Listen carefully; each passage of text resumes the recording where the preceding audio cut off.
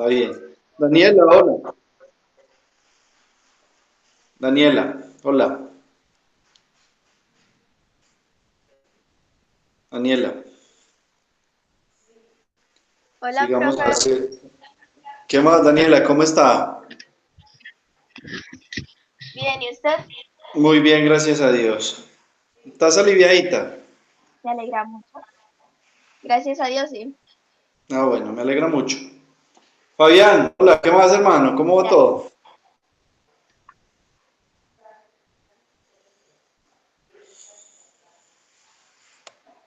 Fabián, Fabián, buenas noches. Joe Wilder, hola. ¿Qué más? Profe, Profe, compañeros, muy perdón, buenas estaba noches. acá, no encontraba, es que hoy se me dio por conectarme desde el celular y siempre me coge y me mechonea. Buenas noches. Hola, Fabián, ¿qué más, hermano? Bien. Eh, Disculpe, sí, estoy muy bien, muchas gracias. ¿Usted cómo está, profe?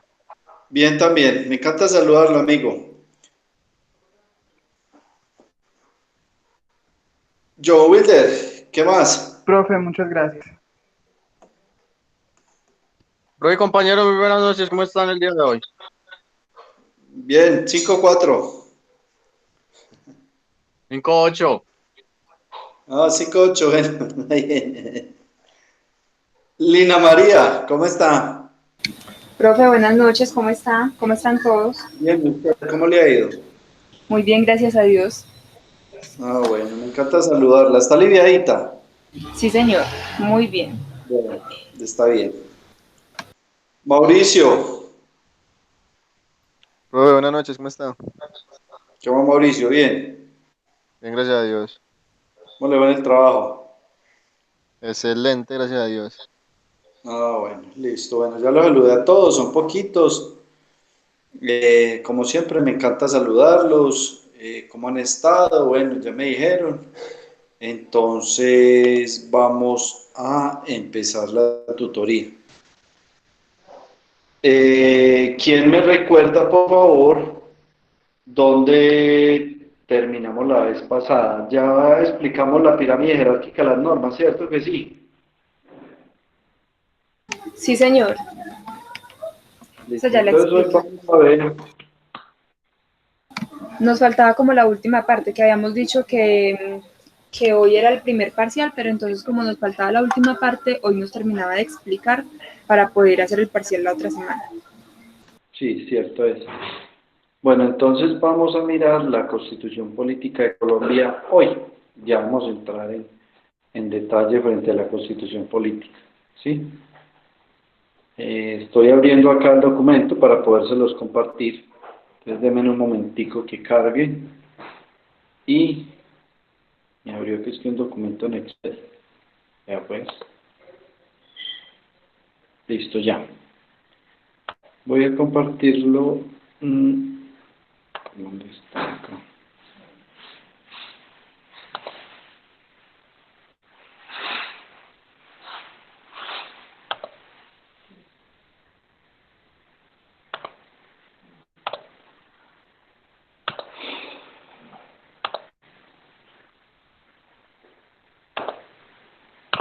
Listo. Esperemos que está cargando. Allí quedó. Bueno. Esta es la Constitución Política, la tengo en PDF, si ustedes quieren la descargan de internet, no es sino que le den Constitución Política de Colombia y le van a bajar cantidades, entonces ustedes la descargan en PDF para que la tenga allí y pueda seguir la lectura de lo que vamos a hacer, ¿sí? La Constitución Política inicia con un preámbulo. Nosotros la clase pasada vimos la jerarquía de las normas.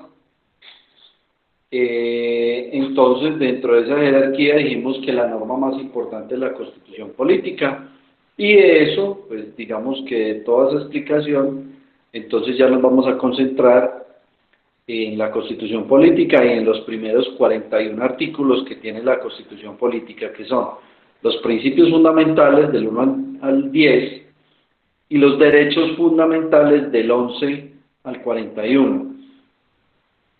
Estos principios fundamentales los vamos a ver si Dios quiere en la clase de hoy, miramos hasta dónde podemos avanzar. de los derechos fundamentales acá. Recuerden que les dije que los derechos fundamentales son los que protege la acción de tutela. Quiere decir ello que usted solo puede presentar una acción de tutela cuando le estén violentando los artículos que están en la Constitución, entre el artículo 11 y el artículo 41. Entonces, si yo le pregunto cuáles artículos protege la acción constitucional, entonces usted me tiene que decir que son los derechos fundamentales que están entre el artículo 11 y el artículo 41. ¿Sí? Esos son los derechos fundamentales. Hoy vamos a tratar de revisar los principios que son del artículo 1 al 10 y pues vamos a mirar ese tema como tal, principios y algo de derechos fundamentales. La Constitución política inicia con un preámbulo, dice que el pueblo de Colombia, recuerden que yo les dije que la Constitución la había redactado el pueblo a través de una Asamblea Nacional Constituyente que había concurrido pues todos los sectores, que por eso incluso la Constitución que tenemos nosotros en cierta medida es muy avanzada porque representa el interés de toda la ciudadanía, todos los sectores de izquierda, derecha, gremios, sindicatos, asociaciones, mujeres, niños, comunidad LGBTI, todos están allí y todos ayudaron a redactar la Constitución, entonces es muy representativa del pueblo colombiano. Entonces lo que hicieron en el preámbulo es decir, como promulgar qué era la Constitución, y es este primer pedazo que es un preámbulo, es vinculante porque tiene aplicación directa en nosotros como sociedad y es en últimas lo que queremos. Dice, en ejercicio de su poder soberano. ¿Quién es el soberano? Ya dijimos que es el pueblo. Entonces, en ejercicio de su poder soberano el pueblo, representado por sus delegatarios a la Asamblea Nacional Constituyente, yo también les dije a ustedes que habíamos elegido unos representantes a la Asamblea Nacional Constituyente que fueron los encargados de redactar la Constitución, pero eran representantes de todos los gremios. En ejercicio de su poder soberano, representado por los delegatarios a la Asamblea Nacional Constituyente, invocando la protección de Dios, pues todavía en el 91 teníamos y aún tenemos ese tema, invocando la protección de Dios y con el fin de fortalecer la unidad nacional, mire lo que están diciendo, y asegurar a sus integrantes la vida, la convivencia, el trabajo, la justicia, la igualdad, el conocimiento, la libertad y la paz, dentro de un marco jurídico democrático y participativo que garantice un orden político, económico y social justo, y comprometido a impulsar la integración de la comunidad latinoamericana, decreta, sanciona y promulga la Constitución Política de Colombia. Entonces mire que ese encabezado es bien bonito, hay muchos principios allí también. Mire que dice que asegurar a sus integrantes, o sea, a todos los colombianos, la vida, la convivencia, el trabajo, la justicia, la igualdad, el conocimiento, la libertad y la paz. Mire que todo esto suena muy bonito, que lo que hablábamos la vez pasada, que se ha convertido en una utopía, una poesía de amor, pero no se cumple, ¿cierto? Dentro de un marco jurídico democrático y participativo que garantice un orden político, económico y social justo. Entonces mire que también está redactado de una manera tal que uno creería que todo es perfecto, pero bueno. Profe, Señor. ¿usted se dio cuenta de la marcha que voy? Sí. Esa marcha, yo quiero saber porque yo no soy tan pendiente, yo solamente cuando iba al restaurante de mi novia a ayudarle, pues fui que vi eso.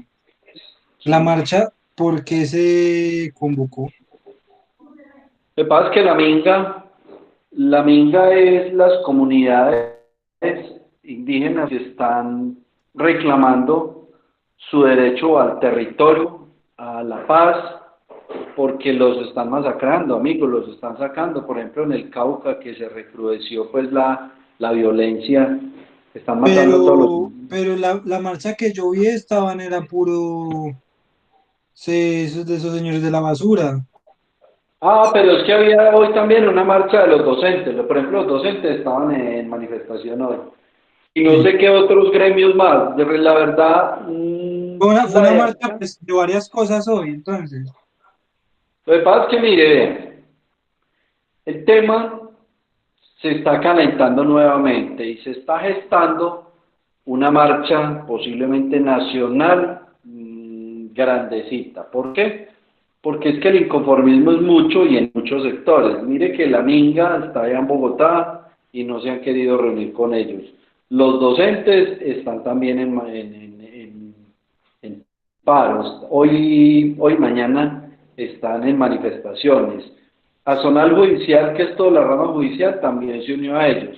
Pues son varios reclamos ante el gobierno o el desgobierno que hay, que no soluciona las necesidades que se están presentando con base en, pues es que la pandemia está afectando todos los sectores, y entonces si el gobierno no le sale al paso y no hace nada, pues entonces va a tener inconformismo, y ese inconformismo pues se ve reflejado en ese tipo de manifestaciones.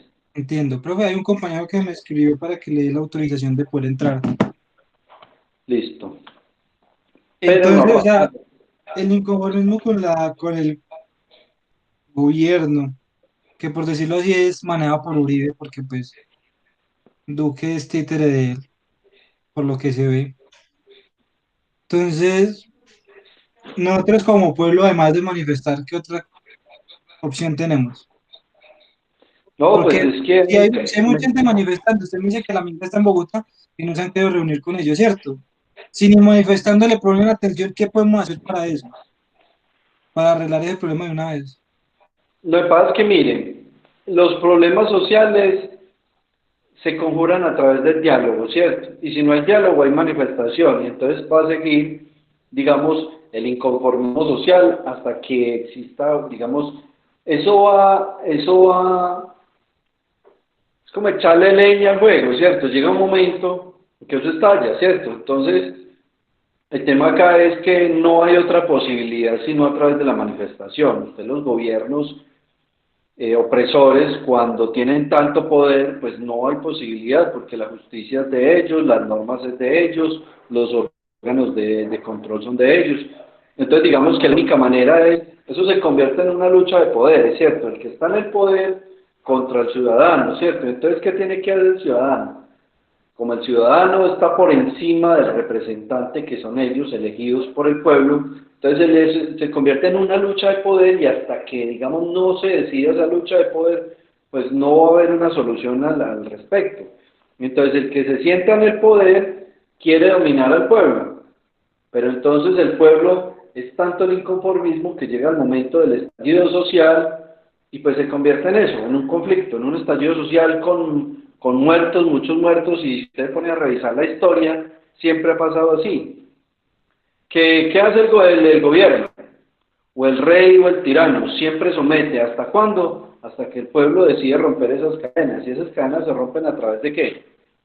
De la manifestación social. Si usted me dice que la manifestación debe ser pacífica y eso, pues es que yo no conozco manifestaciones sociales que sean pacíficas, no las hay en ninguna parte del mundo. Es que dicen que no, que es que son unos vándalos, pues en todos los países del mundo son vándalos, porque si usted se pone a ver las manifestaciones sociales a través de la historia, en Estados Unidos, en Francia, en Inglaterra, países desarrollados, y es eso, porque se convierte en eso, en una lucha de poder. Entonces el presidente está sentado en el poder y no se va a dejar bajar de allá, y entonces la única manera es a la fuerza, y la fuerza conlleva que a la lucha de clases, el que está sentado en el poder y el pueblo, porque no hay otra. Entonces la gente dice, no, pero es que es con el diálogo, pero es que la historia lo ha enseñado que con el diálogo no se llega a ninguna parte. Igual se está viendo hoy en día. No estamos logrando nada. Ellos están allá sentados esperando que les den un tiempo, un plazo. Y se lo aseguro que cuando se sienten a hablar con ellos, no le van a ni siquiera a decir que sí. Todo lo van a Exacto, rechazar. ¿no? Y que son compromisos incumplidos, incumplidos, incumplidos, incumplidos. Entonces yo me siento a hablar y entonces incumplen. Me vuelvo a sentar a hablar, incumplen. Y hay compromisos y compromisos y ninguno de ellos se cumple. Entonces ahí es donde viene la lucha social. Entonces, venga, ¿cómo así? Pero es que ¿para qué? ¿Qué sentido tiene hablar si usted no me está cumpliendo? Entonces, si no me cumple, simplemente no me sirve como un gobierno. Entonces lo tengo que separar del poder. Y para poderlo separar del poder, tiene que haber, pues, esa revolución del pueblo. Eso no va a pasar, ¿cierto? Pero se le está gestando, digamos, una situación muy incómoda al gobierno, porque se le puede generar violencia. Violencia como qué, como la que vimos la vez pasada en esa manifestación que hicieron en Bogotá. Y eso pues conlleva a que Que muchas de responda. las personas que no tenemos nada que ver en eso, pues que nos tengamos, no, o que no tengamos nada que ver, no, que no participemos de eso, nos veamos afectados, porque un comerciante pues no va a salir a marchar, pero si le dañan su local se va a ver afectado, pero esos son daños colaterales de la situación, pero eso siempre se va a presentar. Listo, profe. Bueno, entonces, bueno, vamos a empezar entonces con la Constitución Política y vamos a empezar con el artículo primero. Dice, Colombia es un Estado social de derecho organizado en forma de república unitaria, descentralizada, con autonomía de sus entidades territoriales, democrática, participativa y pluralista, fundada en el respeto de la dignidad humana, en el trabajo y la solidaridad de las personas que la integran y la prevalencia del interés general. Usted lee eso desprevenidamente y hay una cantidad de cosas, pues que de términos y de conceptos que usted, digamos, que tenemos que entender, ¿cierto? Entonces, para eso, ese es el artículo primero. Entonces, del artículo primero voy a dejar de compartir allí y voy a presentar una diapositiva, porque de ese artículo hay muchas palabritas que tenemos que entender. Entonces voy a compartir acá y voy a desmenuzar ese artículo primero. Dice, ahí le está compartiendo, ya listo. Mire el artículo primero. Entonces lo que le leí dice lo siguiente, Colombia es un Estado social de derecho, entonces se lo separé acá. Estado social de derecho. ¿Qué es Estado social de derecho? Ya vamos a mirar qué es Estado social de derecho. Dice, organizada en forma de república unitaria. Ahí le separé república unitaria. Descentralizada, también se la separé. Con autonomía de sus entidades territoriales, también lo separé. Democrática, también. Participativa, también. Pluralista, también. Dignidad humana, también. La solidaridad de las personas que la integran, también. Y la prevalencia del interés general sobre el particular. Entonces, mire que de un solo artículo saqué, mire qué cantidad de términos. Y cada término de estos tiene un significado, digamos, muy amplio de interpretación. Cuando vimos la pirámide jerárquica de las normas, dijimos que la Constitución Política era el piso sobre el cual descansaban todas las leyes, los decretos, las ordenanzas, los acuerdos, todas las normas en ese orden descendente de la pirámide. La Constitución Política también dijimos que era muy general, ¿cierto? Porque, mire lo general que es. Dice que es unitaria, pero ¿a qué se refiere esa unitaria? ¿Qué es pluralista? Entonces, ¿cómo desarrollamos ese principio pluralista, de participativa y eso? Entonces, eso es lo que vamos a ver acá. Entonces, dice que es Estado Social de Derecho, lo primero. Pero entonces, ¿qué es un Estado Social de Derecho? Resulta y pasa que antes de 1991 había una concepción que era el Estado de Derecho, diferente de Estado Social de Derecho. El Estado de Derecho consistía en que el ciudadano estaba al servicio del Estado. Oigan bien, como si fuéramos esclavos del Estado. Esa era la concepción que se tenía y se llamaba Estado de Derecho, que el ciudadano estaba al servicio del Estado. A partir del 91, con las nuevas tesis sobre las libertades individuales, el concepto totalmente se cambió y pasó a ser todo lo contrario. Ahora estamos frente a un Estado social de derecho. Cuando hablamos de Estado social de derecho, es que es el Estado el que está al servicio del ciudadano. No como antes, repito, que es el ciudadano al servicio del Estado. Entonces, ahora la concepción es de Estado social.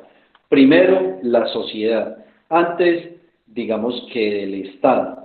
Porque el Estado, digamos que lo que hace es recoger los recursos de nosotros los ciudadanos, que pagamos a través de los impuestos, y nos presta un servicio. Entonces ahí está la concepción de Estado Social de Derecho, que es primero el ciudadano y el Estado es el que nos sirve a nosotros.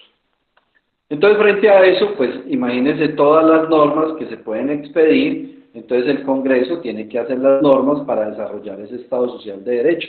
¿Cómo le sirve el Estado al ciudadano? Entonces, a través de la educación, a través de salud, a través de vivienda, garantizando, digamos, el ambiente necesario para crear la dignidad de las personas y garantizar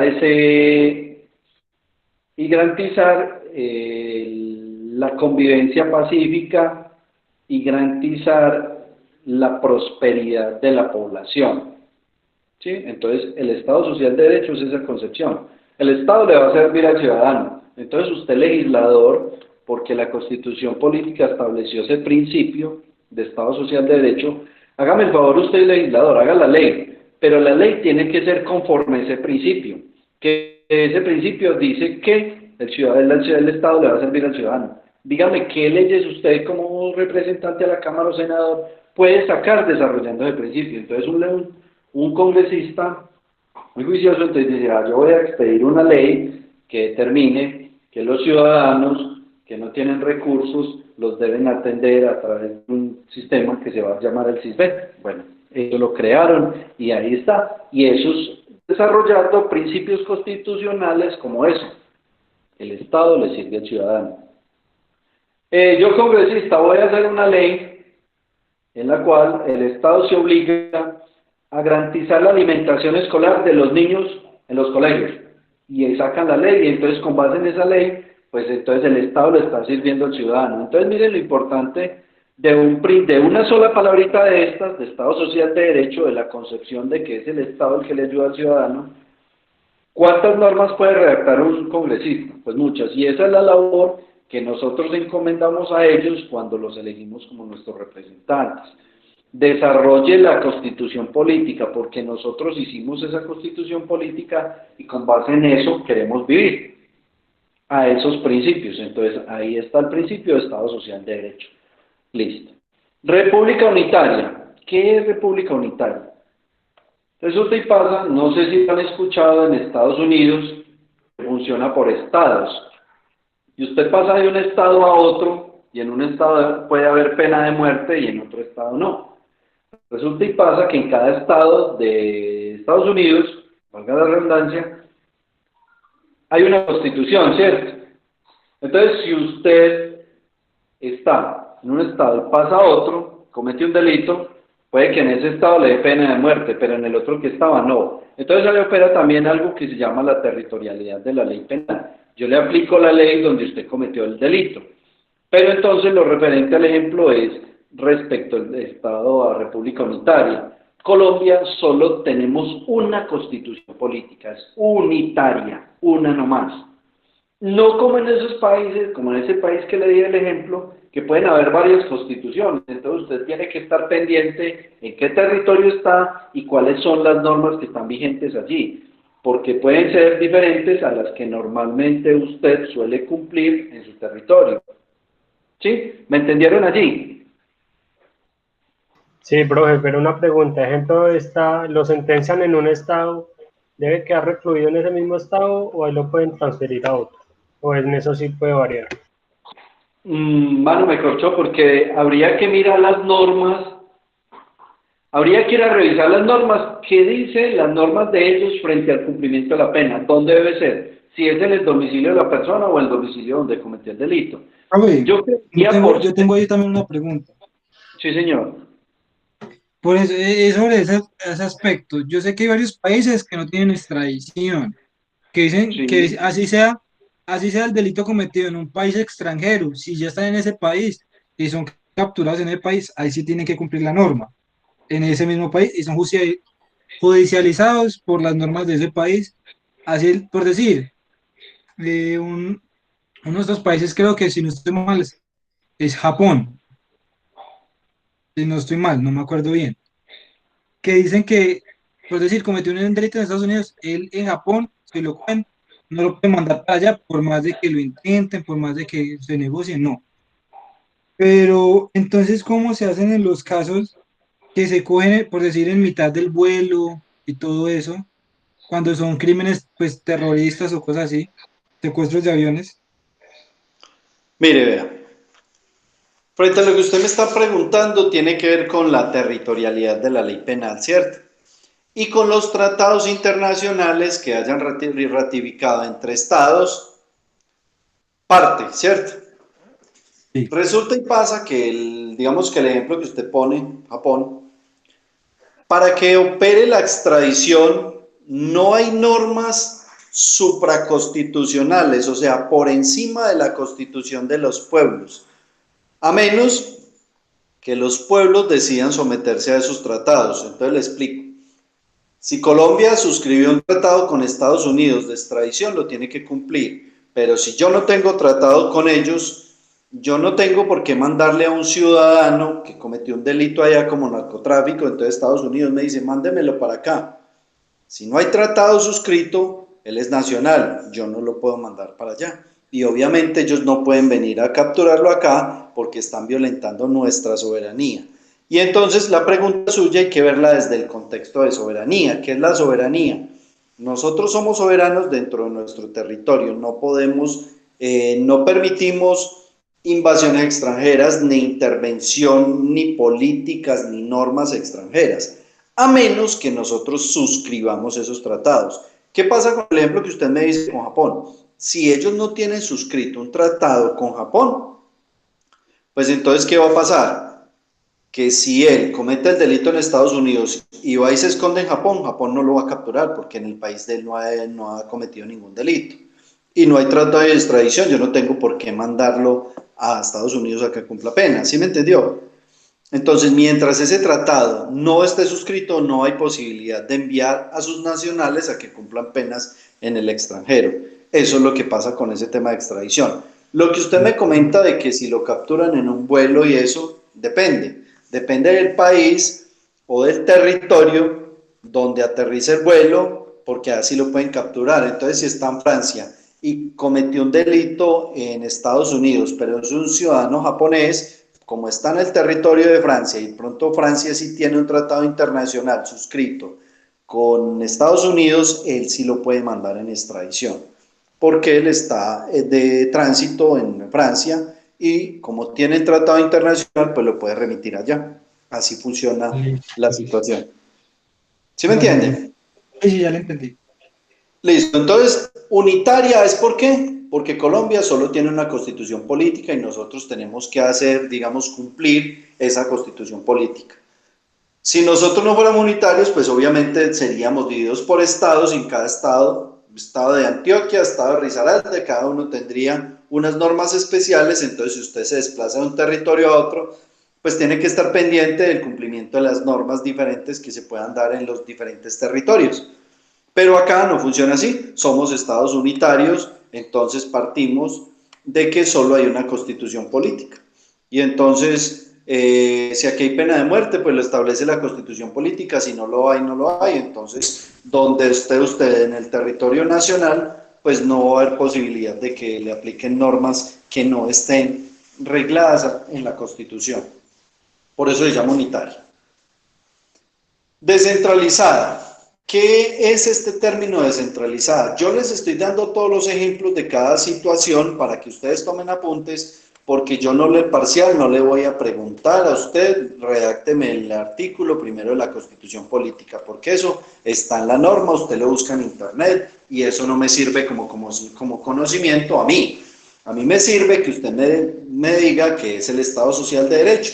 Entonces, que me explique que el Estado Social de Derecho consiste en que es el Estado el que le sirve al ciudadano y a partir de allí, pues es donde se deben hacer las normas para garantizar que el Estado efectivamente le sirva a la comunidad. ¿Qué es República Unitaria? Pues obviamente que solo hay una Constitución y que debemos cumplir solo una, no es por Estado, no funciona por Estados. ¿Qué es descentralizada?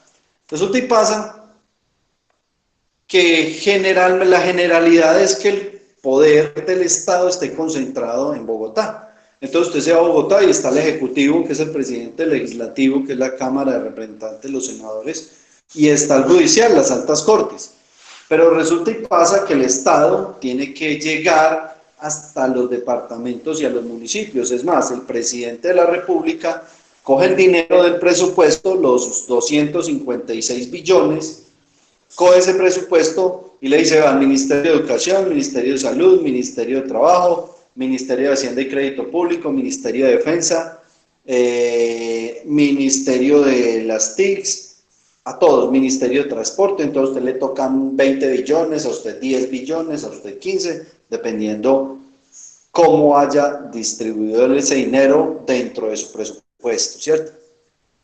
Pero entonces la plata quedó toda en Bogotá porque los ministerios están allá. Bueno, y entonces, ¿qué hacen los departamentos y los municipios? ¿Cómo hacemos para llegar a ellos y desconcentrar esto de acá? Pero desconcentrar se llama descentralizar. Salgámonos de acá. ¿Cómo nos vamos a salir de acá? Entonces, si en el nivel nacional hay un Ministerio de Educación, pues a nivel departamental hay una Secretaría de Educación departamental. Y a nivel municipal usted se va y hay una Secretaría de Educación municipal. Lo mismo Ministerio de Salud, Secretaría de Salud departamental, Secretaría de Salud municipal. Y así, digamos, el Estado que está concentrado en Bogotá puede llegar hasta los departamentos y hasta los municipios. Entonces la descentralización consiste, la llaman descentralización por servicios, porque es la posibilidad que tiene el sector central, los poderes, de llegar con los recursos hasta los departamentos y los municipios, a través de la descentralización por servicios. Entonces, todas las entidades de los departamentos y los municipios están adscritas o vinculadas a una entidad de orden central, o sea, una entidad en Bogotá, o un ministerio, o una dependencia, un departamento administrativo. Entonces, como dependen, no están adscritas allá, entonces digamos que son ramificaciones que tiene cada sector central, y por eso pues llegan los recursos a los departamentos y a los municipios. Esa es la manera como el Estado distribuye, digamos, el presupuesto del Estado, los recursos para que lleguen a todos, ¿sí? Entonces, la Secretaría de Educación, el Ministerio de Educación, entonces está la Secretaría de Educación departamental y la municipal. En todos los municipios, entonces usted se va para Guática, Belén, y hay una Secretaría de Educación, Secretarías de Educación, y desde Bogotá empiezan a filtrar los recursos para que lleguen efectivamente a todos los municipios. Eso es que Colombia es descentralizada, en eso consiste la descentralización. Y dice que es con autonomía de las entidades territoriales. Entonces acá viene algo que tiene que ver con la descentralización. Entonces, un ejemplo. Yo soy la Secretaría de Educación Municipal de La Guajira. Educación Municipal de La Guajira. Yo tengo autonomía frente a los recursos que me envían de nivel nacional. ¿Por qué? Porque mi necesidad no es la misma necesidad que tiene el municipio de Guática. Entonces, un municipio en La Guajira debe disponer de esos recursos con autonomía, porque el gobernante local, o sea, el alcalde, es el que debe hacer el presupuesto municipal y determinar cómo va a invertir esos recursos. Entonces, mire que el Estado funciona de una manera escalonada. Está el ministerio, el presidente hace el presupuesto y lo entrega a los ministros. Los ministros, a su vez, pues llevan esos recursos a las secretarías departamentales. En la secretaría departamental está el gobernador, que hace el presupuesto departamental y entonces distribuye nuevamente esos recursos en sus secretarías, y lo mismo a nivel municipal. Pero entonces esta autonomía tiene que ver es que el gobernador local, sea el departamental o el municipal, el alcalde o el gobernador, decide con autonomía cuáles son las necesidades que va a cubrir con los recursos o el presupuesto que llega de la nación. Hay unos presupuestos o unos rubros que están destinados para un gasto específico y el gobernador de turno no puede hacer nada con eso, simplemente presupuesto para pagar los docentes, y entonces sabe que tiene que gastar eso en eso. Porque hay un delito que se llama peculado por destinación diferente, cuando el gobernador de turno coge la plata que le mandaron para la salud y se la gasta pavimentando unas calles. Entonces ahí sí está cometiendo un delito. Pero en cierta medida hay unos recursos que tienen autonomía los entes territoriales para decidir cómo se los gastan. Y esa manera de decidir cómo se los gastan, pues es atendiendo a las necesidades, porque ya les dije, no es la misma necesidad que nosotros tenemos a la que puede tener otro territorio como Nariño, o como el Chocó, o como Antioquia. Dependiendo de la necesidad, pues tienen que aplicar esos recursos. Entonces, por eso la Constitución Política dice que somos descentralizados y que los municipios o las entidades territoriales, que son los departamentos y municipios, deciden con autonomía cómo invertir esos recursos para satisfacer sus necesidades. Eso es una autonomía de las entidades territoriales. ¿Claros allí? Pregunta, ¿quién toma la decisión o cómo se establece cuánto dinero va para, ejemplo, Ministerio de Educación, cuánto va para el de Trabajo, el de Tecnologías y Comunicaciones? Su papá, el presidente de Duque Amigo, por eso es que tiene tanto poder, y los ministros son de libre nombramiento y remoción. ¿Qué es eso? Usted es amiguito mío, venga que lo necesito para ministro. ¿Qué va a hacer usted? Va a ser mi ministro de Hacienda, Alberto Carrasquilla, amigo. Entonces usted es el que va a manejar el presupuesto y me va a decir que no, cómo nos vamos a gastar plata. Yo soy el ejecutivo, el presidente, dentro de las tres ramas del poder público es el ejecutivo es el que administra el Estado. Al ser el administrador, él es el que goza de los recursos y puede disponer, vea, tanto. Para usted, Ministerio de Educación, le doy tanto. ¿Por qué?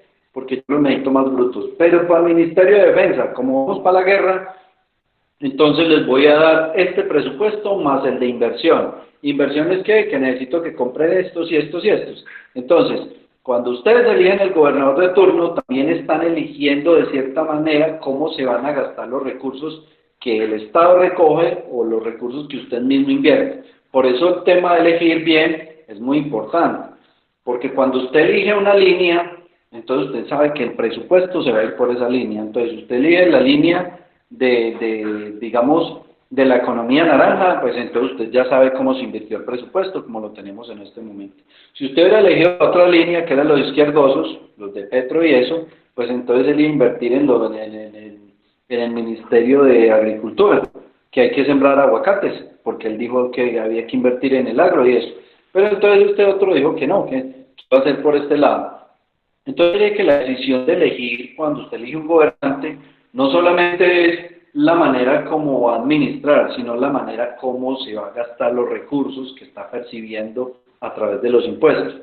Entonces mire que lo que hizo él, y no estoy despotricando del gobierno, sino una crítica que se vio y fue muy evidente cuando los estudiantes de las universidades le hicieron en el año 2019-2018 una manifestación al gobierno 2018 porque en el 2018 porque el presupuesto destinado para la educación ni siquiera alcanzaba a pagar los gastos corrientes. No había ningún presupuesto, un rubro para inversiones que nuevas escuelas, nuevos cupos de universidades, eso es inversión. Entonces hice una manifestación que cómo era posible que el presupuesto siguiera siendo igual para la educación y para otros sectores, para la minería, el ministro de Minas y Energía, para ellos sí había, para los gastos normales y inversión, mientras que para la educación no. Entonces mire que cuando usted elige, usted impacta directamente en la manera como nos vamos a gastar los recursos. Eso es lo que sucede. Y él es el que decide cómo se gasta la plata. ¿Y eso siempre lo ha hecho él o antes era diferente? Siempre ha sido así. El ministro, el presidente elige sus ministros y él es el que elabora el presupuesto nacional. Y ejemplo, obviamente se lo aprueba el Congreso. Mire, el Congreso supuestamente le tiene que aprobar eso, pero dígame, ¿qué no le van a aprobar si el 80% del Congreso es de él, el 90%? No hay posibilidad de hacer control político. Eso se llama control político sobre el Ejecutivo. El legislativo, que es el que hace las normas, debe hacer un control político al legislativo, o sea, al presidente. ¿Cuál es el control político? Pasa el presupuesto, entonces el Congreso le puede decir, no, venga un momentico, es que nosotros no vamos a comprar más armas, nosotros necesitamos que inviertan en educación. Pueden objetar el presupuesto, pero pues ahí es que ahí no ofrece nada. El presidente lo pasa, le dice, hágame el favor y me aprueban eso. El Congreso tiene que echar la firma de Dios. Chao, así nos fuimos. Y que si funciona ahora sí, toda la vida ha sido así. Y lo mismo pasa a nivel municipal y a nivel municipal. ¿Me estás escuchando? Sí. Sí, señor. Profe, digamos a nivel municipal, Sí. que me imagino que es igual. El alcalde pasa un proyecto de acuerdo al consejo y el consejo lo aprueba para el siguiente año. Exactamente. Y él decide cómo se va a gastar. Y decide cuánto le va a invertir a cada municipio, a cada secretaría, porque a nivel municipal se llama Secretaría de Educación, o Secretaría de tal, o Secretaría de Hacienda, o Secretaría de Salud, y lo mismo a nivel departamental. Entonces es el gobernador de turno, el alcalde o el ejecutivo, el presidente, el que decide cómo se va a administrar y cómo se van a invertir esos recursos que se recojan. Pregunta, ejemplos, para cambiar eso, ¿tendrán que cambiar algo en la Constitución, agregarle algo? No, habría que cambiar toda la Constitución política, modificarla. Lo que pasa es que el problema no es como esté, el problema es que la persona que se elige, porque si usted elige una persona buena, pues obviamente los recursos van a quedar bien distribuidos y la inversión se va a ver y lo que se hace, lo que se invierte repercute directamente en nosotros como ciudadanos, en nuestro bienestar. Eso no es la forma como está diseñado, sino el tema de la corrupción, que no deja. Esa es la situación. Bueno, listo. Dice democrática. Vea. Mire que esto es un principio que está en la Constitución política. ¿Qué es la democracia? La rotación del poder. Nosotros hablamos del ejemplo también de cómo se convierte los países en dictadura, que es permitir que un gobernante pase mucho tiempo en el poder y acumula tanto poder que ya efectivamente el pueblo no es capaz de removerlo de allí, porque permea, digamos, el legislativo y permea la justicia. Entonces, el ejecutivo, o sea, el presidente, le dice al Congreso o hace las normas y el Congreso todo se lo aprueba. Y la justicia, que es la que tiene que revisar la legalidad de las normas, también se lo aprueba, porque ella tiene los fichas en el Ejecutivo, en el Legislativo y en el Judicial. Entonces, apague y vámonos porque hay dictadura. Entonces, el permitir que no exista democracia, o sea, rotación del poder, es condenarnos a una dictadura. Mire la situación como está en este momento. El Legislativo, las normas legisla para el presidente. Las altas cortes defendiéndose de esa posible dictadura porque quiere poner en las fichas allá. Poner las fichas es poner sus magistrados allá que decidan conforme lo quiere el Congreso. El fiscal es de ellos, el procurador es de ellos, el contralor es de ellos. No, pues es que no hay nada. O sea, esta democracia está ahí como... ¿Por qué? Porque hemos permitido que durante mucho tiempo nos gobiernen los mismos. Entonces, cuando no hay oposición, eso es una balanza. La balanza, cuando empieza a estar mucho de un lado, ya no hay posibilidad de volverla a equilibrar, a menos pues que pase lo que está sucediendo en este momento, el inconformismo de la sociedad por los gobiernos, como está sucediendo. Eso es democracia. Entonces, la democracia es la rotación del poder y es importante la oposición, porque la oposición es la que hace control político. Entonces no le den miedo usted como ciudadano que gane las elecciones o que gane, digamos, ¿qué hubiera pasado? Les doy un ejemplo. Miren que cuando estaba Duque y estaba Petro, la gente decía, venga, es que si gana Petro nos vamos a volver Venezuela. Y entonces el desconocimiento de nosotros como ciudadanos es lo siguiente, no, porque es que es casi remotamente imposible, y algunos especialistas lo decían, es que el presidente va a ser el ejecutivo, pero es que para él cambiar la constitución política necesita de todo el Congreso, y el Congreso el 99% es de ultraderecha. Entonces todas las normas que fuera a impulsar el amigo Petro, ¿qué le iba a hacer el Congreso? Le iba a decir, no amigo, no le apruebo. Entonces, eso se llama oposición, cuando las balanzas Y la justicia, pues obviamente iba a ser neutral, decidiendo frente a lo que decide, lo que querría el presidente y lo que decida el Congreso. Eso es democracia, permitir la participación de todos. Entonces, ¿qué va a pasar? Si hay un poder de este lado y la oposición es otro poder, pues lo único que se va a tener que hacer es llegar a un Congreso.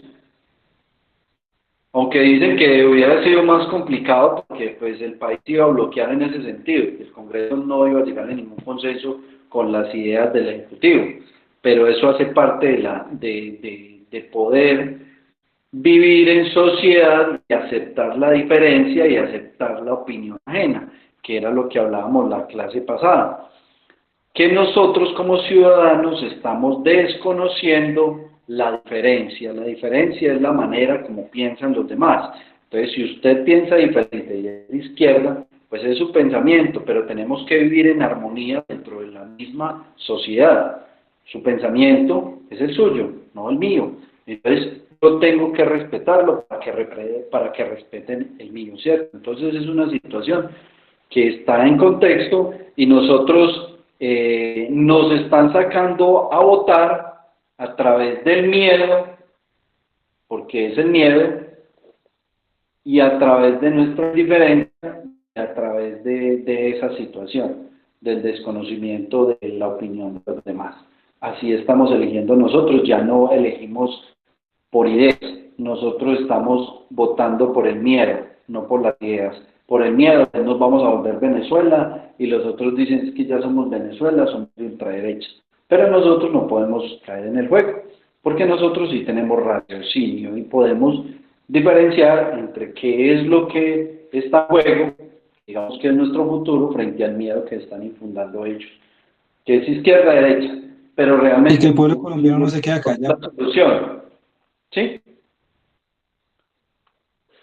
Sí, profe.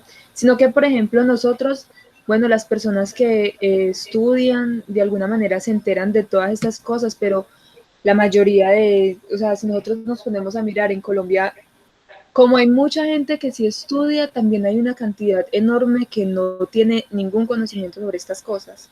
Entonces, eso es lo que hace para mí, lo que hace que siga ganando y que siga ganando el mismo poder es la falta de conocimiento de las personas, porque no hay de otro. O sea, no tiene sentido que siga ganando el mismo uribismo y el mismo, es la falta de conocimiento. Porque, por ejemplo, yo, o sea, sinceramente, yo no sé si a todos les pasa, pero yo realmente no soy petrista, pero tampoco soy uribista. Y en la familia eso es una cosa horrible, eso con los señores, con los mayores de 50. Es que usted no conoció la vida cuando la guerrilla, es que usted... Ay, eso es una cosa impresionante. Yo no sé si a todos nos pasa, pero yo prefiero como retirarme porque me empieza a dar como algo. Es que la pelea que tenemos que dar es con ideas, no con miedo. Entonces, esas conversaciones que son sin argumento, eso no tiene por qué tener cabida en una sociedad que conoce sus normas. Y eso es lo que está pasando. El desconocimiento de nosotros de las normas es tal que nosotros estamos haciendo eso y estamos en el juego de ellos, de izquierda y derecha, y realmente ninguno de los dos nos conviene. Porque es que todos los extremos son malos. Si usted va a la izquierda, pues es malo. Y si usted va a la derecha, como estamos en este momento, es malo, porque es que no hay distribución de riqueza. Las normas se está legislando a favor de los grandes terratenientes, hay desigualdad social. O sea, estamos yendo al extremo de la ultraderecha, acabando con los recursos y pues no permitiendo que subsista la clase media, sino que estamos haciendo un paralelo. Entonces estamos diciendo, vea, va a haber clase alta y clase pobre nomás. Clase alta y clase baja no va a haber más porque estamos desapareciendo. Lo que se está acabando es con la clase media y eso es el fin último de la derecha. Porque los ricos lo que se pretende es que la clase alta pues someta a una clase baja. La clase media no puede existir dentro de esas teorías de la ultraderecha. Y eso es lo que está pasando, se está generando una desigualdad social cada vez más alta, el rico cada vez más rico y el pobre cada vez más pobre. y eso es lo que no se puede permitir. La distribución de la riqueza se debe plantear dentro de las soluciones para llegar a un consenso social, porque no es posible, como ya lo hemos planteado, como se ha visto, que la tierra en Colombia, el 90% de la tierra sea del 1% de la población. Y no solamente eso, es que lo delicado no es que la hayan obtenido a través del capitalismo, sino que se obtuvo a través del desplazamiento, la violencia, sacaron a la gente de sus tierras. Entonces, por eso ahí es donde viene el tema de la violencia de izquierda y derecha, porque a través de esa violencia es que se obtienen grandes capitales con los desplazamientos y que se pueden cometer delitos, el narcotráfico, entonces eso se configura una mezcla, digamos que explosiva, y lo único que hace es generar pobreza y pobreza. La situación es compleja, mucho, porque yo les garantizo, y se lo he dicho, creo que la clave para que las nuevas elecciones para presidencia van a ser elecciones de miedo, exactamente igual, nos van a vender el mismo cuento, y vamos a salir a votar con lo mismo, con el mismo sonsonete. Bueno, esa es la democracia, rotación del poder. Participativa, bueno, en este tema participativo, pues hay un taller que debemos hacer más adelantico, que son los mecanismos de participación ciudadana. Está el voto, el referendo, el plebiscito, el cabildo abierto. Entonces, ¿cómo participa usted en las decisiones que le afectan? Y el Estado, ¿cómo garantiza eso? Pues lo llaman a usted a votar. Que usted lo haga mal es otra cosa, ¿cierto? Que lo hagamos mal. El voto. El referendo, pues ustedes saben que Santos nos preguntó que si querían la paz, dijeron que no. Claudia López también preguntó que si querían una consulta anticorrupción, dijeron que no. Eso es participar. Nos llamaron a participar y independientemente de la decisión, pues es participación. Referendo, su papá Uribe Vélez nos llamó a un referendo que si queríamos la reelección en detrimento a la democracia, y dijimos que sí. Entonces él estuvo 8 años, después estuvo Santos 8 años. Y que no va a poder porque pues Santos, gracias a Dios, digamos, dejó sin piso la reelección. Entonces le volvió a dar vida como a la democracia. Pero la participación, que somos participativos, es la manera como el Estado garantiza que nosotros, esas decisiones que nos afectan, podamos tomar partido, y entonces están esos mecanismos de participación ciudadana.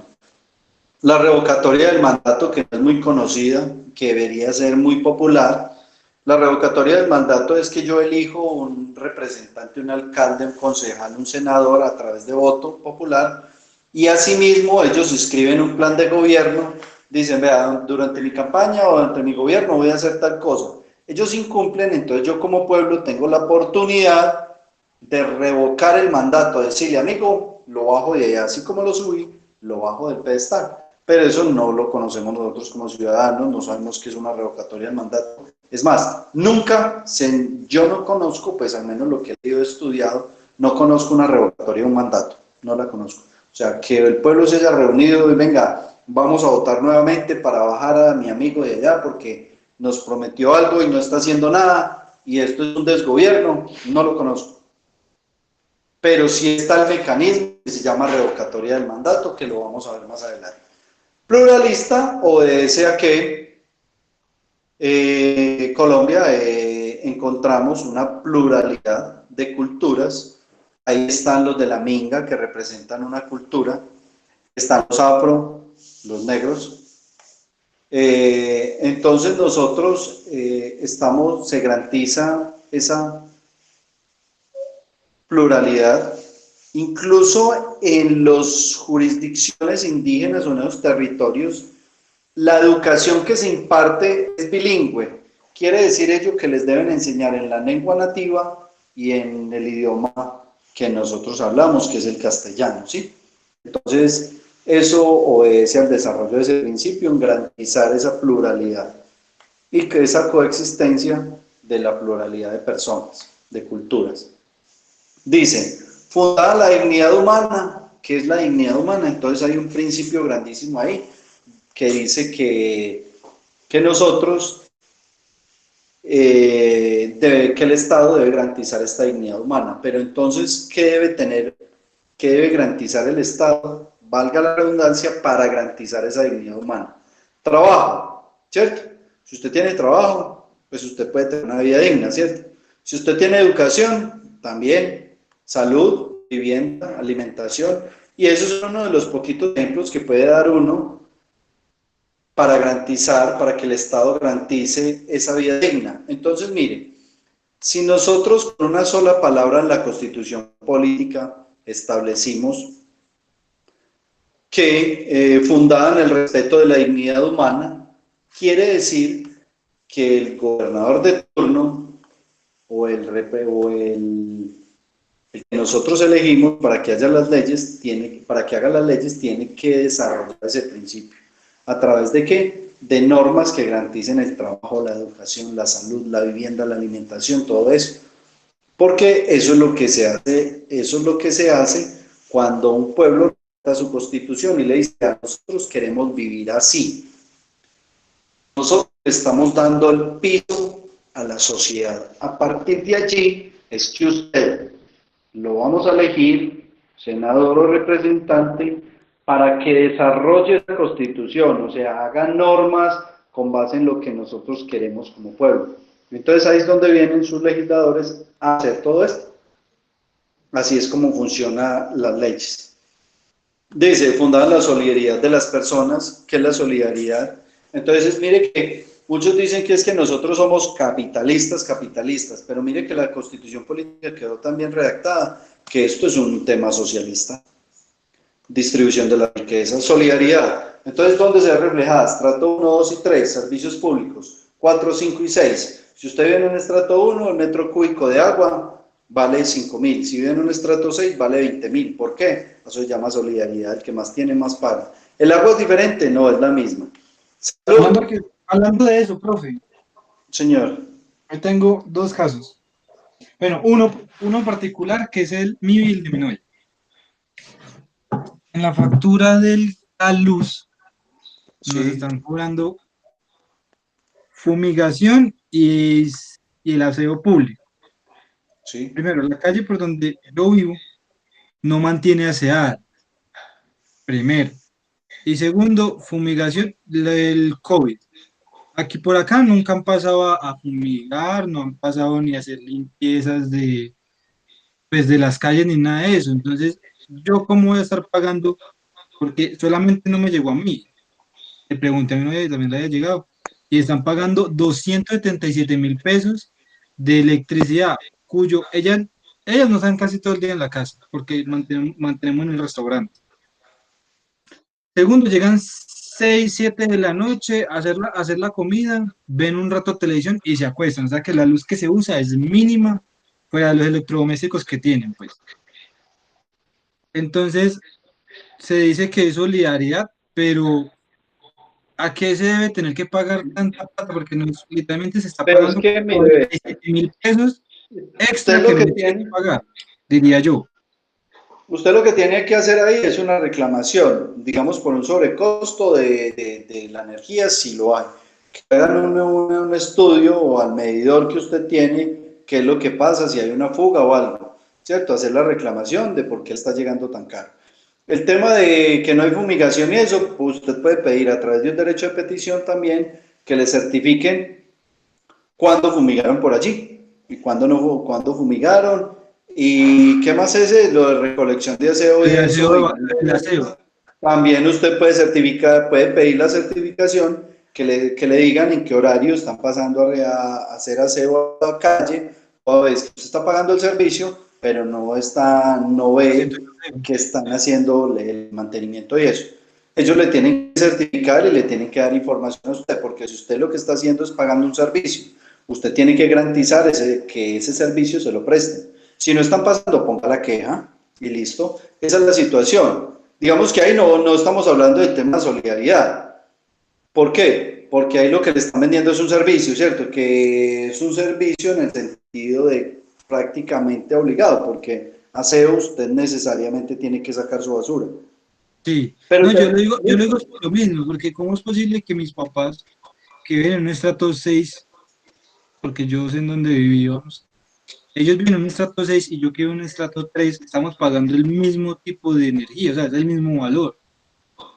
entonces puede ser una fuga que tiene, ya tiene que hacer es una reclamación para mirar qué es lo que está pasando y hacer la comparación y mirar su factura, revisar el kilovatio, cómo lo están cobrando. Pues le toca analizar qué es lo que está pasando, por qué le está llegando eso tan caro.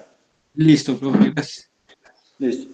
Bueno, entonces, otro ejemplo de solidaridad, si usted tiene buenos ingresos, pues usted le toca declarar renta. La renta grava los ingresos, o sea, usted tuvo ingresos por 50 millones de pesos, usted tiene que decirle al Estado de dónde son esos ingresos. Si son utilidad, pues entonces le van a grabar esa utilidad, le van a decir, págame una plática al Estado, porque debe ser solidario, el que más tiene, más paga. En salud, si usted se gana 10 millones de pesos, paga el 12.5, si gana 1 millón, paga el 12.5 en salud. Eso se llama solidaridad, el que más tiene, más paga. En pensión, lo mismo, un fondo de solidaridad y garantía. Cuando usted compra el seguro de la moto, el seguro del vehículo también. Antes se llamaba FOSIGA, Fondo de Solidaridad y Garantía. Ahora le cambiaron el nombre, no lo recuerdo. Pero entonces, hay cantidad de normas que obedecen a esa solidaridad, que es la distribución de la riqueza. Usted tiene mucho dinero, pues entonces pague más.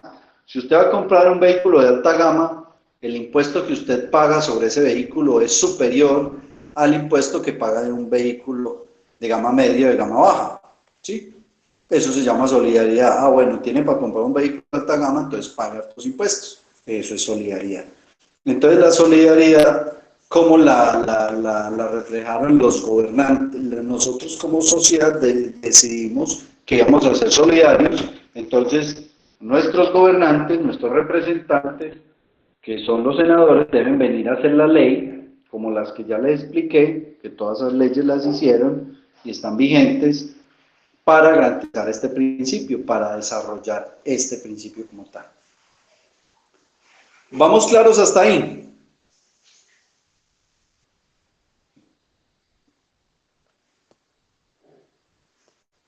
Muchachos, ¿vamos claros hasta ahí? Sí, profe. Sí, profe. Bueno, listo. Y este otro principio que dice prevalencia del interés general sobre el particular. ¿Qué es eso? Resulta y pasa que usted tiene una casa en un barrio, pero el alcalde municipal decide hacer unos trazos para una vía para descongestionar las vías. Entonces le dicen, vea, Mauricio, le vamos a pasar la vía por la mitad de la casa. Este es el trazo que hay y necesitamos que usted nos vea en la casa. Entonces Mauricio, no, como así, que es que ahí tengo un negocio, toda la vida ha funcionado, yo para dónde me voy a ir, esa es mi cajita, yo la acomodé como quería, le hice unos enchapes especiales.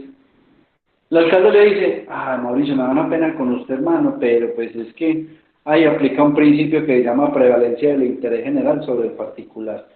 Prima el interés de la sociedad, porque necesitamos dar una vía por ahí sobre su interés particular.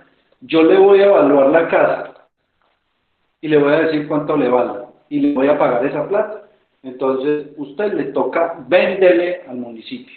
Lo mismo pasa si tiene una finca que le van a pasar una vía, la vía panamericana por la mitad de la finca y se la van a partir en dos. Dice, no, pero es como me van a pasar la vía por la mitad de la finca. Amigo, prevalece el interés general sobre el particular. Con base en ese principio, pues el Estado ejecuta muchos actos, como los que les voy a explicar, donde siempre tiene en cuenta, digamos, el interés de todos los ciudadanos.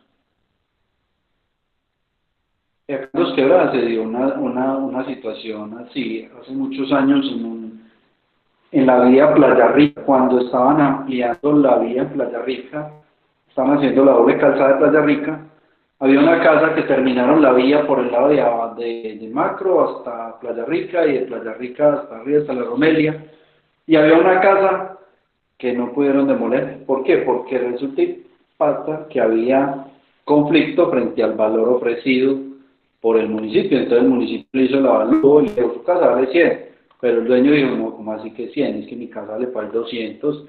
Entonces empezó un proceso legal, porque usted eso sí puede hacer, objetar el valor que el municipio le pretende dar, también tiene derecho a pelear el monto sobre el cual va a recibir o el monto que le va a pagar el Estado sobre su casa. El proceso se demoró unos años, pero de todas maneras terminó ¿con qué? Con que el señor le toca recibir una plata y entregar la propiedad. ¿Listo? Eso se llama prevalencia del interés general sobre el particular. Eso, Entonces ahí sí o sí tienen que vender. sí, sí o sí. Ahí no hay nada para hacerle. Bueno, ese es el artículo primero. Mire todos los términos que hay allí, esos son principios constitucionales. Lo que hablamos ahí son principios. ¿Por qué? Porque son, digamos, normas rectoras sobre las cuales descansa toda la normatividad. O sea, yo saco una norma, pero estoy amparado en el principio tal. Esta norma está amparada en el principio de la dignidad humana. Estoy desarrollando este principio. Los que hablamos acá, todos estos. Muchachos, el artículo primero. Vamos a hacer el break. Empezamos ya con el artículo segundo y ya a partir del segundo nos rinde un poquito más porque ya no son tan extensos. Vamos a hacer el break, son las y 42. Nos vemos a las 8 en punto, ¿les parece? Listo, profe. Listo, a las 8 en punto nos vemos. Bueno, tomen café, hagamos la pausa activa. Ya nos vemos. Bueno, profe. Ya nos vemos entonces, bueno.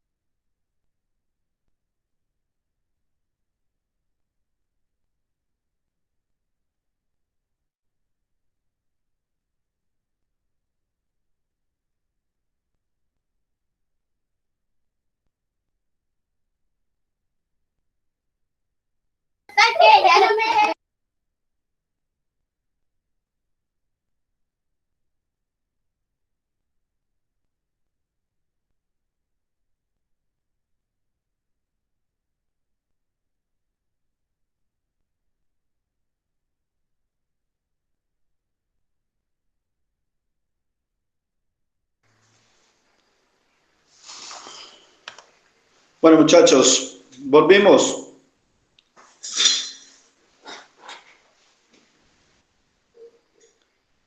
¿Cómo les fue?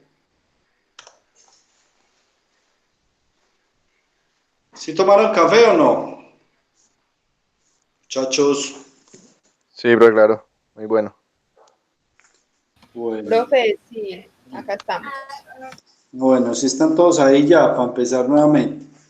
Vamos a explicar este artículo 2 y, bueno, no, ya casi estamos terminando la tutoría. Voy a compartir las diapositivas para que continuemos con el tema. Bueno, el artículo 1 ya quedó listo.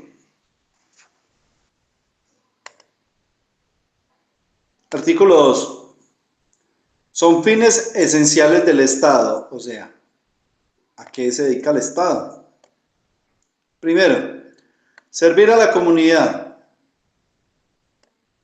¿Cómo le sirve el Estado a la comunidad? Con salud, con educación, con servicios públicos, con carreteras, con la inversión social. Eso es un fin esencial del Estado, servirnos a nosotros. Garantizar la efectividad de los principios y derechos. ¿Qué es eso? Cumplir la constitución política, denunciar, ¿cierto? Nuestros derechos que tenemos como ciudadanos, los deberes, que se cumpla la justicia, que se haga justicia frente a los delitos, garantizar esa efectividad de esos principios. ¿De cuáles principios? De estos que hablamos acá. Que seamos solidarios, que seamos pluralistas, participativos, garantizar esa democracia. Eso es un fin esencial del Estado. Facilitar la participación de todos en las decisiones que nos afectan, política y administrativamente. ¿Cómo funciona eso? Por ejemplo, usted está en otro país, cuando hay elecciones, allá en ese país van a poner una mesa de votaciones. ¿Por qué? Porque lo que se está haciendo es facilitar la participación de todos los ciudadanos en esas decisiones. Mire que cuando hay elecciones hay toda una logística tendiente a garantizar este principio. Defender la independencia nacional, pues esto sí es, digamos, desastroso, porque mire lo que pasó con Nicaragua. Somos independientes, ¿cierto? Pero mire las normas y tratados internacionales que hemos suscrito. Suscribimos un tratado internacional que nos íbamos a someter a una justicia internacional. Nos llevaron a un proceso de esa justicia internacional y allá perdió Colombia. Entonces somos independientes, pues ya no tanto, porque estamos sometidos al cumplimiento de normas internacionales. Entonces pilas con esto.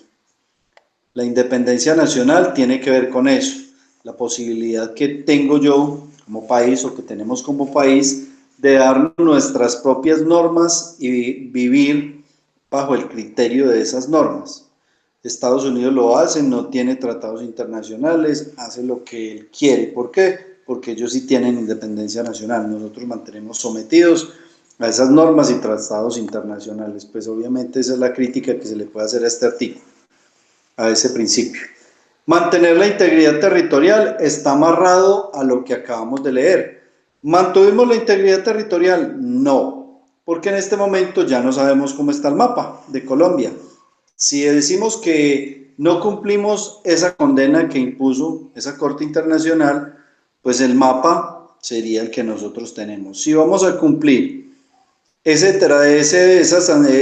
sentencia, pues obviamente el mapa de Colombia va a cambiar, porque esa sentencia, ese fallo, ordenó que se le entregara un pedazo de mar, unos cuantos millas náuticas a Nicaragua.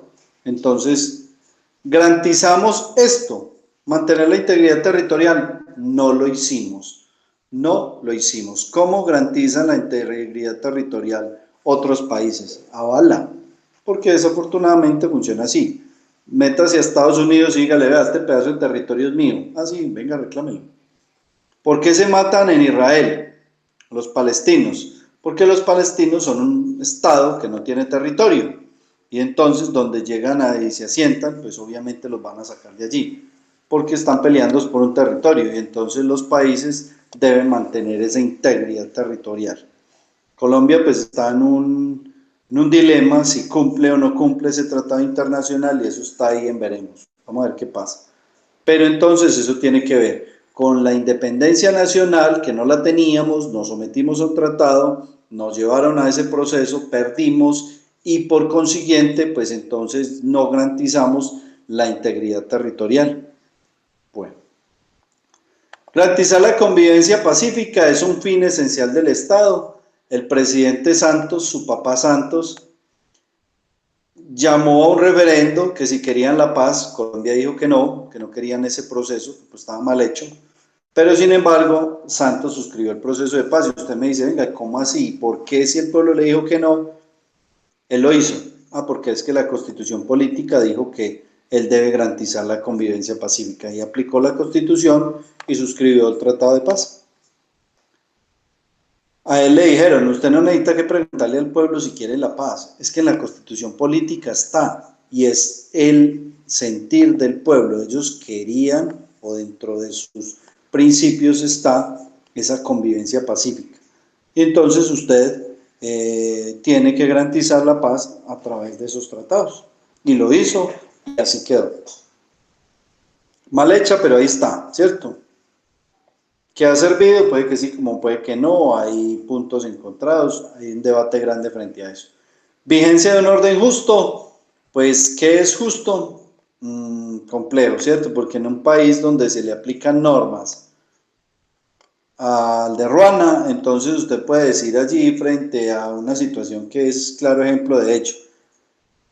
Una persona, un delito como la extorsión, que es llamar a otra persona, usted está acá en Cali, llama a uno en Barranquilla y le dice, si no me da 1.000 millones de pesos, le mato a toda la familia. Eso es extorsión. Comparado con otro delito, como un homicidio agravado, usted llega, coge y asesina a una persona, digamos con un arma cortopunzante, le pega 25 o 30 puñaladas, entonces usted encuentra que el delito de asesinato tiene la misma pena que un delito de extorsión. Entonces usted dice, venga, pero ¿cuál es más grave? Si es que a la persona le quitaron la vida, mientras que al otro simplemente recibió una llamada. Entonces usted se pone a hacer pues como un análisis de la situación y se da cuenta que es que los que se matan son los pobres y se extorsionan es a los ricos. Entonces las penas para los ricos, los delitos que afectan a los ricos, pues obviamente tienen que ser mucho más graves. Entonces, por eso es que un delito como la extorsión tiene una pena tan alta como un homicidio. Y es desproporcionado, porque pues lo único que están haciendo es llamar a una persona y decirle, le voy a matar a ese, pero no le he matado a nadie. No se sabe si siquiera eso va a pasar. Mientras que el otro delito ya pasó y se dio una situación de un hecho consumado, totalmente distinto. Pero entonces se matan los pobres y los ricos. Entonces las normas que atentan contra los derechos de las personas de la clase alta, pues entonces son diferentes. Lo mismo pasa con los delitos, por ejemplo el hurto. Ese tema, ¿cuánto pagaron los nubles de cárcel? Nada, ya están todos en la cárcel. Entonces es un tema de costo-beneficio. El costo que tienen que pagar es muy irrisorio frente al beneficio que obtuvieron. Se robaron 100.000 millones. ¿Y cuál fue el costo? Muy bajito, pues estuvieron en la cárcel como 4 añitos nomás. Entonces usted le dice, le doy 100.000 millones de pesos y está 4 años en la cárcel con todas las comodidades como lo estuvieron ellos. Entonces usted dice, sí, claro, pues cómo no, pues ni lo van a pensar, ¿cierto? Porque usted ¿cuánto tiene que estudiar? Usted estudia 5 años y sale a ganarse 2 millones de pesos mensuales. Usted con 100.000 ya va a tener como vivir toda la vida bacaneado. Y solo va a estar 4 años en la cárcel con todas las comodidades. Entonces mire que las normas para otros delitos entonces sí son graves, pero para ese tipo de delitos, cuando les convienen a ellos, esas normas sí no. Entonces esa vigencia de ese orden justo, digamos que hay que analizarlo desde ese punto de vista, de que ellos deben aplicar estas normas, pero ellos hacen las normas a su amaño, a la conveniencia. ¿Listo? Ese es el artículo 2. El artículo 3 habla de la soberanía, dice que somos soberanos, lo que tanto hemos hablado, dice que la soberanía reside exclusivamente en el pueblo, o sea que nosotros somos los reyes, porque el soberano es un rey, y nos damos nuestras propias normas.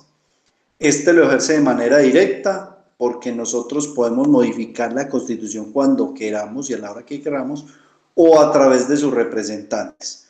Entonces la soberanía reside en nosotros como pueblo, la ejercemos de manera directa o elegimos a unos representantes para que ellos la ejerzan en nuestro nombre, pero son nuestros representantes. El artículo 4 habla de la Constitución política, la norma de normas, y volvemos a la pirámide, que es la norma de normas porque es la norma más importante, o sea, es la mamá de las normas. Y entonces dice lo siguiente: la Constitución política es norma de normas. En todo caso, incompatibilidad entre la Constitución y la ley u otra norma jurídica se aplicará a la Constitución. Lo que hablábamos acá. Si una ley va en contra de la Constitución, pues entonces yo tengo que aplicar la Constitución, y eso lo dice textualmente el artículo 4, que si hay incompatibilidad entre la Constitución y una ley, se tiene que aplicar la Constitución. Y yo les di el ejemplo del Código de Policía, donde decía que podían ingresar a la casa sin autorización previa, pero la Constitución política dice que tienen que tener esa orden previa para poder ingresar a la casa. ¿Qué se aplica a la Constitución? Porque hay una incompatibilidad entre ellos. Derechos inalienables, dice que el Estado reconoce sin discriminación alguna la primacía de los derechos inalienables de las personas y ampara a la familia como institución básica de la sociedad. ¿Qué son los derechos inalienables? Son derechos que usted adquiere por el solo hecho de ser persona, de nacer. Ejemplo, el derecho al nombre. Ese derecho nunca se lo van a poder quitar, ¿cierto? Entonces el Estado no puede decir, venga, le voy a quitar el derecho al nombre. Entonces usted se quedó sin nombre. ¿Cómo se llama? No, le quitaron el nombre. No. Es un ejemplo, pues, digamos, muy olímpico, pero es para que entiendan en qué consiste los derechos inalienables, el derecho a la vida, el derecho a la salud, son derechos inalienables. El artículo 6 dice que la responsabilidad ante las autoridades. Entonces dice que nosotros como ciudadanos tenemos que cumplir con la Constitución política y la ley. Pero los servidores públicos, o sea, si usted trabaja con el Estado, tiene que cumplir la Constitución política y la ley, y además tiene que responder por dos palabritas: por omisión o extralimitación. Entonces, si usted trabaja con el Estado y es un servidor público, entonces usted tiene que cumplir la Constitución y la ley, y además debe responder por omisión y extralimitación. ¿Qué es la omisión? Ejemplo, un agente de policía tiene que capturar a una persona porque lo encontró un arma de fuego. Resulta y pasa que la persona le dice, tenga estos 20.000 y haga de cuenta que no vio nada. Eso se llama omisión, porque ¿cuál era el deber legal de él? Capturar a esa persona. O extralimitación, esa misma persona con el arma de fuego le dice, le voy a dar 50.000, pero el policía se enoja y le propina 4 puños, 3 patadas, lo lesiona, le da bolillo, lo lleva arrastrando al CAI y pues prácticamente comete una extralimitación, y aparte de eso un delito penal que son lesiones personales. O sea, fue mucho más allá de lo que la ley le permite. ¿Qué tenía que hacer? Capturarlo y ya. Entonces esa es la omisión y esa es la extralimitación. Si usted es funcionario público, responde por la Constitución política y la ley, y esas dos. Pero si es un ciudadano particular, usted solo tiene que cumplir la Constitución y la ley. ¿Listo? ¿Claros? Diversidad étnica y cultural.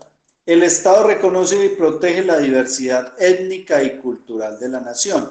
Tanto es así que nosotros hablamos del tema de la ablación. Y dijimos, ¿cómo así? Es que ese tema de la ablación violenta derechos fundamentales de las niñas. Sí. ¿Que es que ya está el cepo y los torturan cuando le imponen las penas? Sí. Pero el Estado, con base en este artículo 7º, garantiza, protege, reconoce esa diversidad.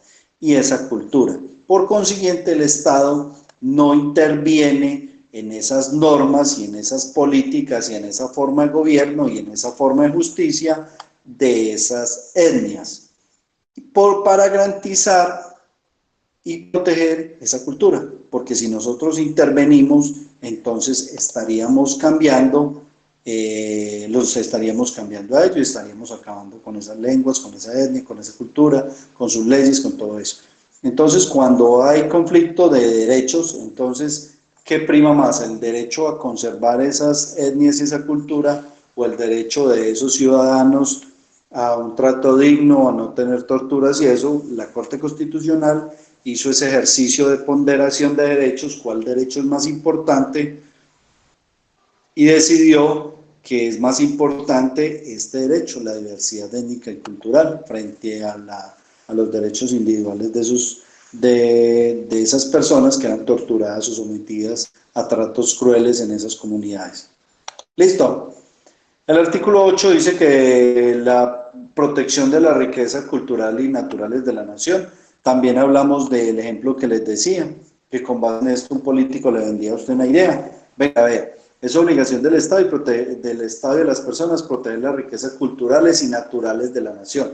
Entonces decidimos, bueno, es que el Amazonas es patrimonio de la humanidad, suscribamos un tratado internacional para proteger el Amazonas, pero entonces usted va al otro lado y dice, no, es que el Amazonas es de nosotros, porque vamos a suscribir un tratado internacional para declararlo patrimonio cuando es de nosotros. No, es que esa protección de esa riqueza lo podemos hacer nosotros con base en el artículo 1, el artículo 2, que somos soberanos y podemos darnos nuestras propias normas. A través de normas podemos garantizar y proteger esa riqueza cultural, natural de la nación. Mire que en Cartagena pararon la construcción de un edificio porque estaba tapando toda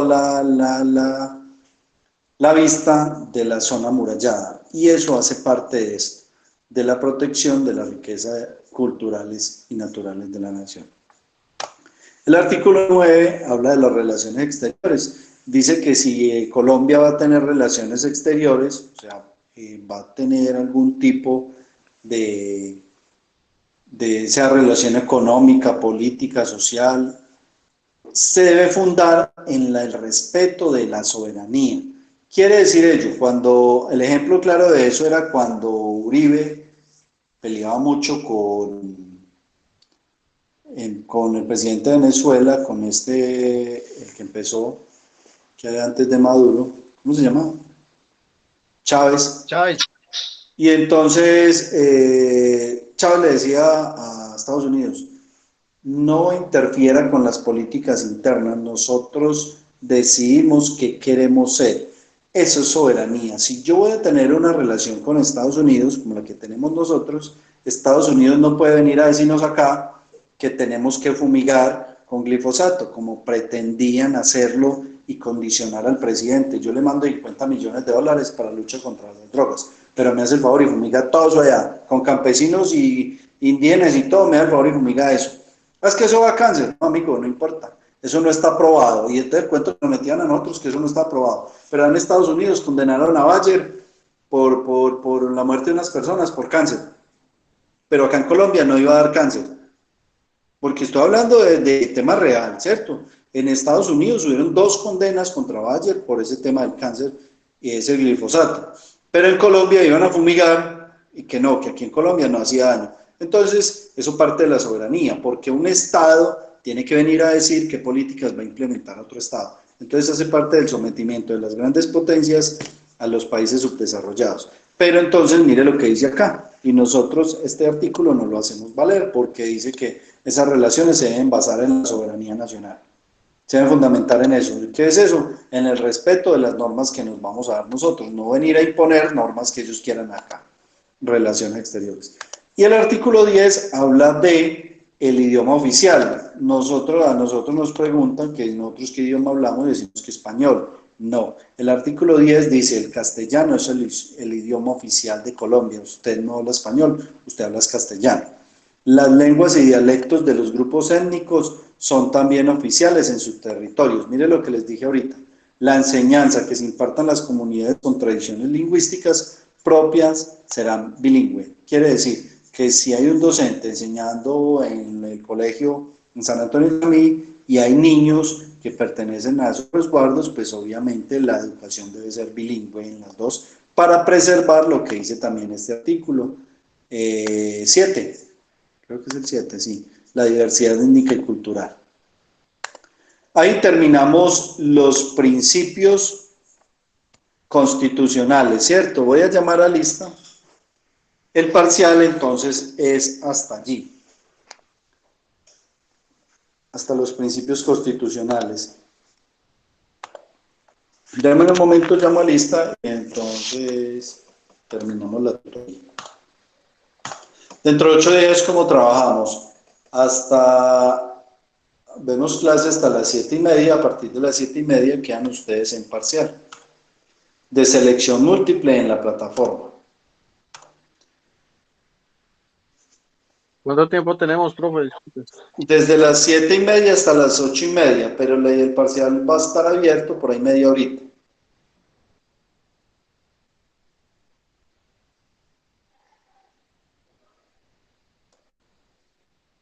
Constitución política, martes.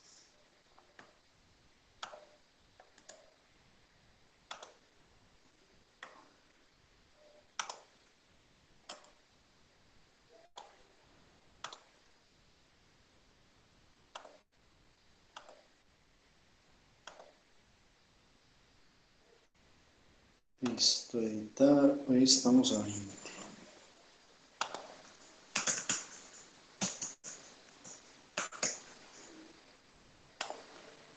Bueno, miremos entonces acá. ¿Quién dice? Juan Alejandro. Juan Alejandro. Juan.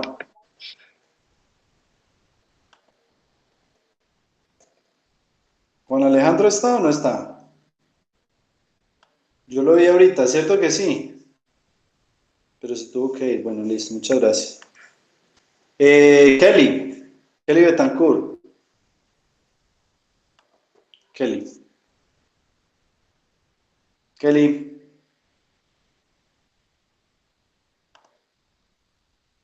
Betancourt no está, le voy a poner la falta entonces.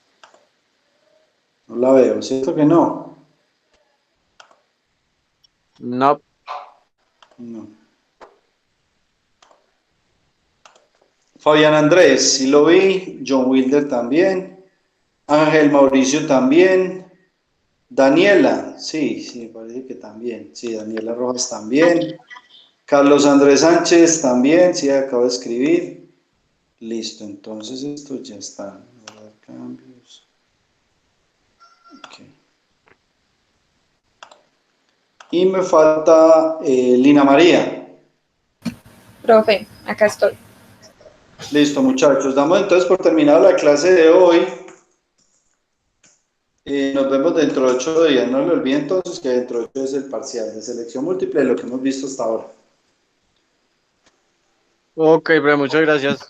Profe, muchas gracias. Bueno, profe, Bueno, Tengan una buena noche. Gracias. igualmente, hasta luego, que estén muy bien. Hasta luego, hasta luego.